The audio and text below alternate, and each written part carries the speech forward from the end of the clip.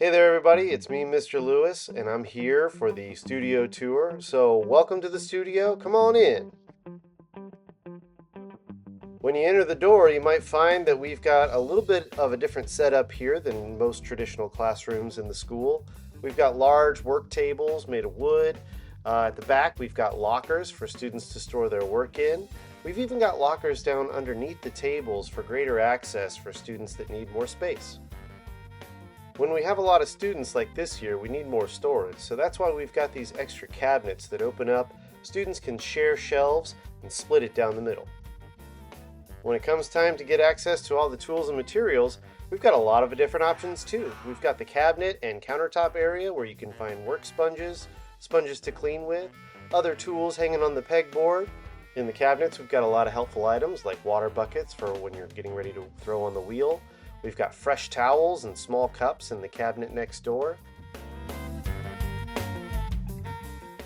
Down below the cabinet and underneath the countertop, we've got drawers full of tools that might be necessary for the various projects that we're going to do this semester.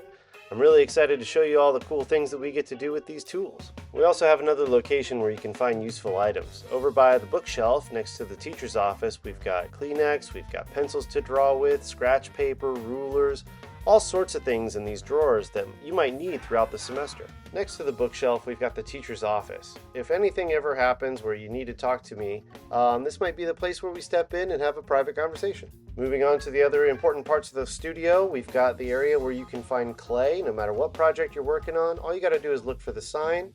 Right below where it says clay bags, we have the wedging table. And on the wedging table, you can typically find bags of clay.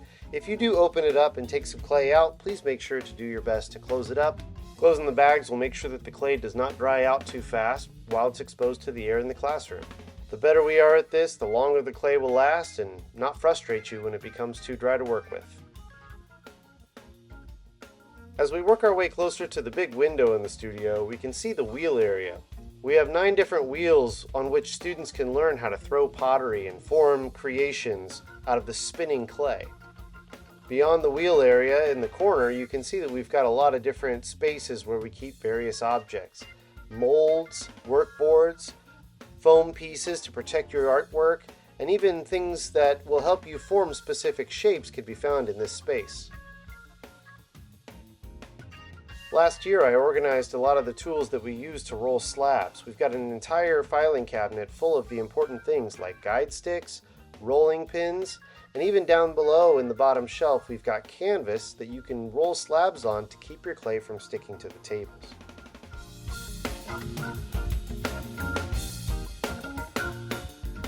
When you're done working with these various tools and materials, it's important to make sure that they get cleaned and put back where they came from.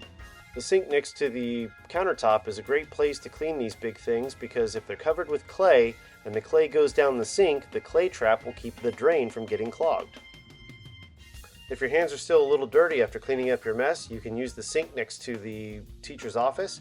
It has a foot switch that you step on down below, turns on the water.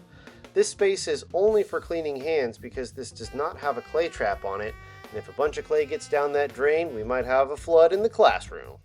We use cloth towels in this space to cut down on the trash. They should be hanging up next to the sinks. Use them to dry your hands and hang them back up if they're not too dirty. Next, I want to introduce you to the kiln room. The kiln room is a very special place that you'll use quite a bit this semester. You can find a lot of different things there. Around the corner and behind the door, you can find an extra sink that you can use to clean your clay-covered tools. It's called the kiln room mostly because it contains the 2 kilns that we use to fire the clay at different stages. That's where I would put your clay when it's ready to be fired. The kiln room's a little messy right now, so please forgive me for not having it ready for you, but I'll make sure it's ready by the time we need it. On the countertops where you can find a lot of glaze and underglaze. These provide surface decoration, color, and a shiny smooth surface. In the kiln room is where you can also find a place to put your projects while they're drying. In the cage, which you can see right here, that's where we put unfired clay that's needing to dry out a little longer and get ready to be put in the kiln for its first firing. Since we're hanging out in the kiln room, you might as well know that we have an emergency exit there right next to the cage.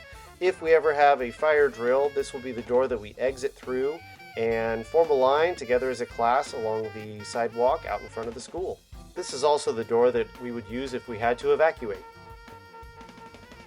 If you're ever with me when we have a tornado drill, we'll walk across the hallway into Mr. Gorley and Mr. Brown's room, wherever they've got space.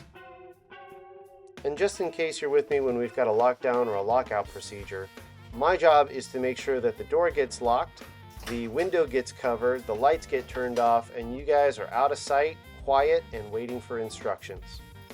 I hope this video about the studio has helped you out a lot. Thanks for watching, and I can't wait for us to get started.